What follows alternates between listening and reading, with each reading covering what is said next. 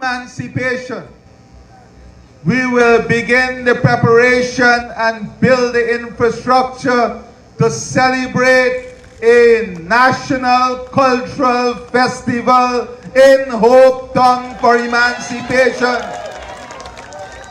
We will bring every group from around our country. It will be next year on a Friday, a Saturday, and a Sunday. And we will dedicate that weekend to the celebration of freedom, celebration of strength, celebration of resilience in this beautiful village of Hope Tongue that represents strength, resilience, courage. And that is why together we will have a group committee set up from the village, from the ministry, the government, from our cultural organization. And let me say today how very proud I am of our young people and our African brothers and sisters in this country, that in almost every village and every region this year, we will be celebrating emancipation in a big way. New groups, new organization, and that is what we want. We want the spirit of emancipation, the spirit of freedom to embody every village, every community, and I assure you that we will support all of these villages and community in celebration of who we are. I am therefore delighted to join you in ushering emancipation celebrations. It is most fitting that I am here this evening in this Hope Tongue Fort Wellington corridor, where the echoes of our ancestors' resilience and determination resonate so powerfully. Hope Tongue was not merely a settlement. It was part of the historic village movement that swept across our coastland. the birth of this community took place during a remarkable period in our history when freed Africans pooled their savings to purchase villages. Put your hands together for this movement. The village movement laid the foundation for community-centric lifestyles. I want to repeat that. Not for individual lifestyle, but for community-centric lifestyle, where we uplifted each other, where we supported each other, where we embraced each other, where we love each other. One in which our villages became cradles of cultural practices, shared values and shared prosperity. The village movement fostered an environment where villages became the epicenters of cultural preservation. And tonight, you see the strength of our cultural preservation, nurturing and transmitting traditional customs, beliefs, and practices. It also encourages civilization of shared values, promoting solidarity, mutual support, and a sense of collective identity among residents. The village movement facilitated shared prosperity by enhancing economic cooperation and communal ownership, allowing villagers to work together towards common goals and beliefs. The villages established by African Guyanese were much more than residential areas. They were much more than residential areas.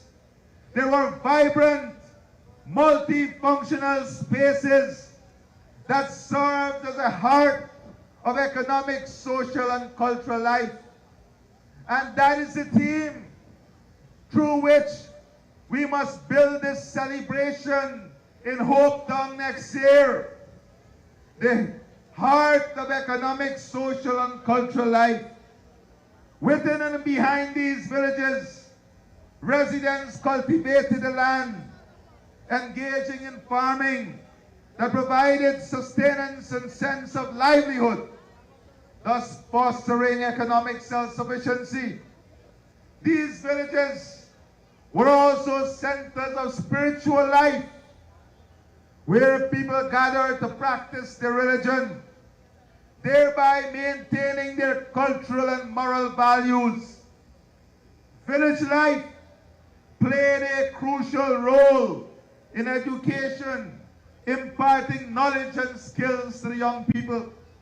The villages were tight-knit communities where mutual support was a cornerstone, with neighbors helping one another in times of need and celebrating together. This holistic approach made the villages integral to the preservation of cultural identity and the overall well-being of their inhabitants. Today, as we gather for this celebrated event, a hallmark of emancipation celebration in Guyana and on the west coast of Berbice is Hope Town, and your spirit and your strength and your activism that brings life to the celebration of emancipation here. However, as we celebrate these traditions, we must also reflect on the evolving nature of our villages, the role they play in our lives in a rapidly changing world. Our villages must not be consigned to becoming relics of the past.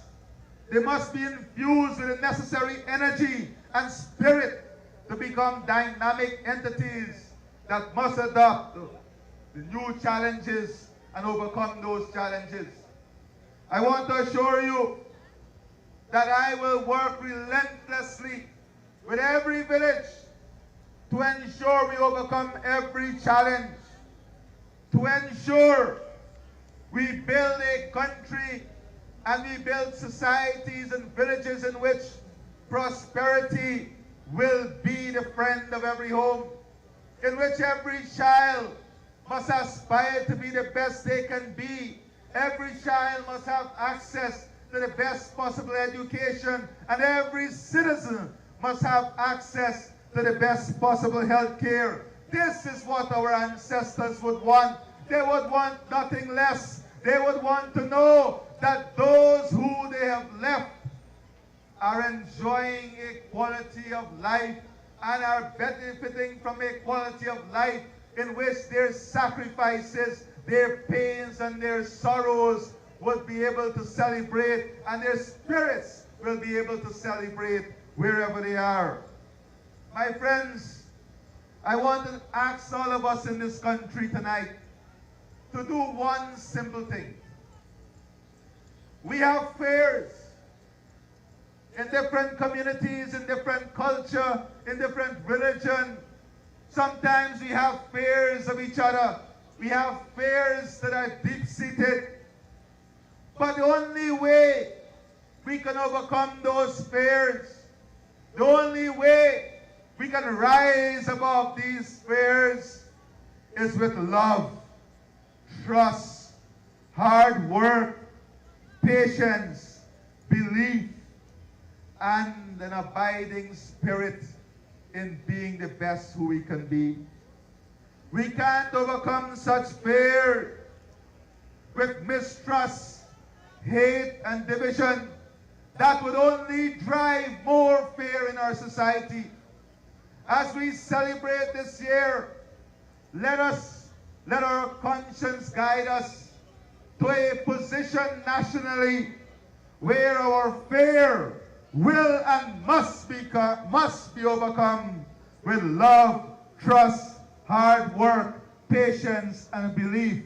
And let me tell you, with every ounce of energy, with every single ounce of energy that I possess, as long as I'm here with you as your president, I will lead with these very, very, very important qualities.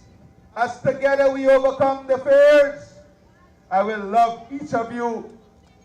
We will hold on to each other, and we will build a future for this country in which all of us will be proud and all of us will celebrate each other. All of us will be comfortable in the bosom of each other. All of us must be comfortable in the villages of each other. All of us must be comfortable eating from the same pot of each other. Our ancestors would want nothing less of us. And today, as we work towards a future in which we will overcome these fears, let these qualities, let these commitments be the binding glue that takes us forward. I say tonight, God bless all of you and your families. God continue to rise the souls and spirits of the ancestors. And we pray that their soul find the greatest place, for they have paid the greatest price. I thank you and God bless you.